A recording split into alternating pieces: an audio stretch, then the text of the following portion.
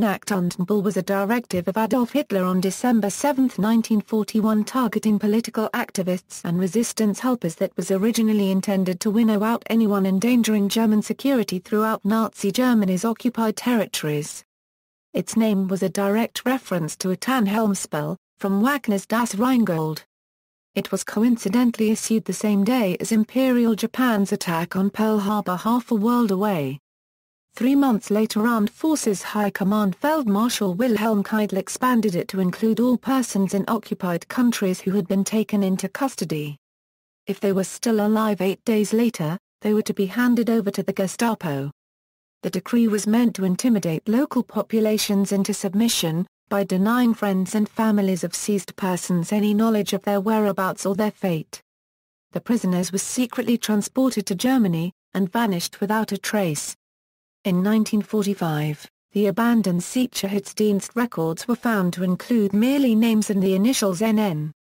Even the sites of graves were unrecorded. The Nazis even coined a new term for those who vanished in accordance with this decree. They were vernebelt, transformed into mist. To this day, it is not known how many thousands of people disappeared as a result of this order. The International Military Tribunal at Nuremberg held that the disappearances committed as part of the Nacht program were war crimes which violated both the Hague Conventions and customary international law. Background. Even before the Holocaust gained momentum, the Nazis had begun rounding up political prisoners from both Germany and occupied Europe. Most of the early prisoners were of two sorts. They were either prisoners of personal conviction, political prisoners whom the Nazis deemed in need of re-education to Nazi ideals, or resistance leaders in occupied Western Europe. Up until the time of the Nacht decree, prisoners from Western Europe were handled by German soldiers in approximately the same way as other countries, according to international agreements and procedures such as the Geneva Convention. Hitler and his upper-level staff, however, made a critical decision not to conform to what they considered unnecessary rules and in the process abandoned all chivalry towards the opponent, and removed every traditional restraint on warfare. On December 7, 1941, Reichsführer SS Heinrich Himmler issued the following instructions to the Gestapo. After lengthy consideration, it is the will of the Führer that the measures taken against those who are guilty of offences against the Reich or against the occupation forces in occupied areas should be altered. The Führer is of the opinion that in such cases penal servitude or even a hard labour sentence for life will be regarded as a sign of weakness. An effective and lasting deterrent can be achieved only by the death penalty or by taking measures which will leave the family and the population uncertain as to the fate of the offender. Deportation to Germany serves this purpose. On December 12, Keitel issued a directive which explained Hitler's orders. Efficient and enduring intimidation can only be achieved either by capital punishment or by measures by which the relatives of the criminals do not know the fate of the criminal. He further expanded on this principle in a February 1942 letter stating that any prisoners not executed within 8 days were to be transported to Germany secretly, and further treatment of the offenders will take place here. These measures will have a deterrent effect because, a. the prisoners will vanish without a trace. b. no information may be given as to their whereabouts or their fate. Himmler immediately communicated Keitel's directive to various SS stations, and within 6 months the decree was sent to concentration camp commanders by Richard Glau CKS. The Nacht prisoners were mostly from France, Belgium, Luxembourg, Denmark, the Netherlands, and Norway. They were usually arrested in the middle of the night and quickly taken to prisons hundreds of miles away for questioning, eventually arriving at concentration camps such as Natzweiler, Esterwerschen or Gross Rosen, if they survived. Natzweiler concentration camp in particular, became an isolation camp for political prisoners from Northern and Western Europe under the decree's mandate. Up to April 30, 1944, at least 6,639 persons were captured under the Nacht orders. Some 340 of them may have been executed. The 1955 film Night and Fog, directed by Alain Resnais, uses the term to illustrate one aspect of the concentration camp system as it was transformed into a system of labor and death camps. Text of the decrees, directives for the prosecution of offences committed within the occupied territories against the German state or the occupying power, of December 7, 1941. Within the occupied territories, communistic elements and other circles hostile to Germany have increased their efforts against the German state and the occupying powers since the Russian campaign started.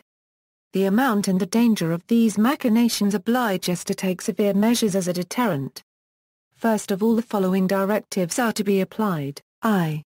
Within the occupied territories, the adequate punishment for offences committed against the German state or the occupying power which endanger their security or a state of readiness is on principle the death penalty. 2.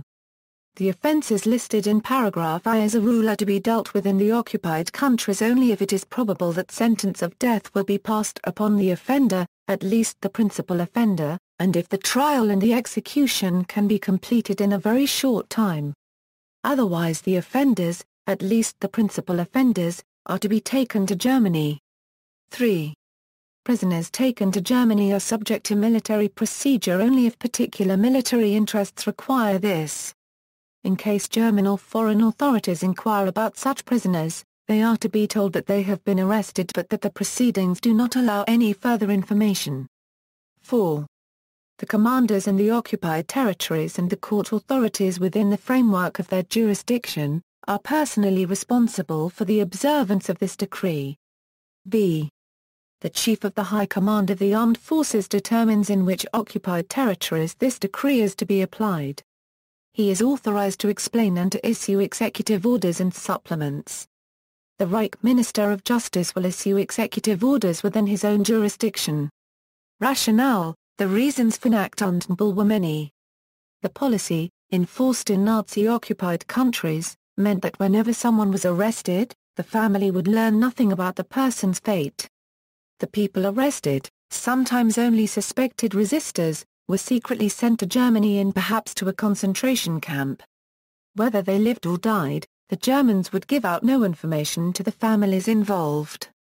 This was done to keep the population in occupied countries quiet by promoting an atmosphere of mystery, fear and terror.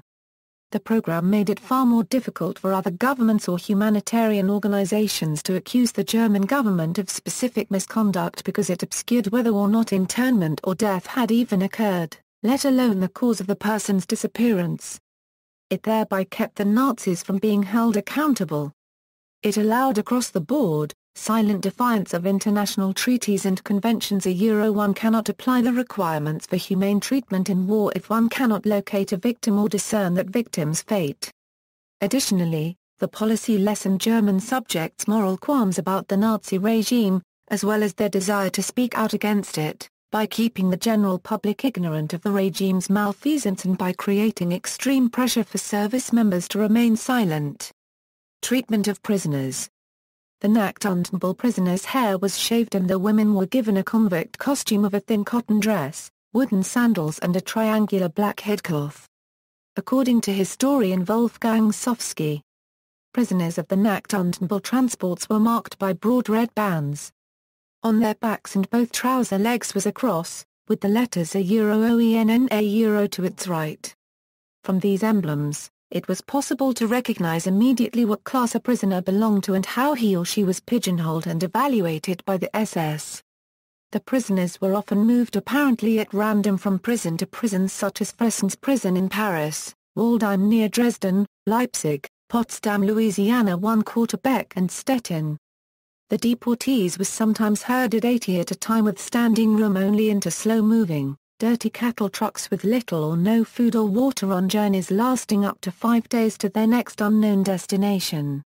At the camps, the prisoners were forced to stand for hours in freezing and wet conditions at 5 a.m. every morning, standing strictly to attention, before being sent to work a 12-hour day with only a 20-minute break for a scant meal. They were confined in cold and starving conditions.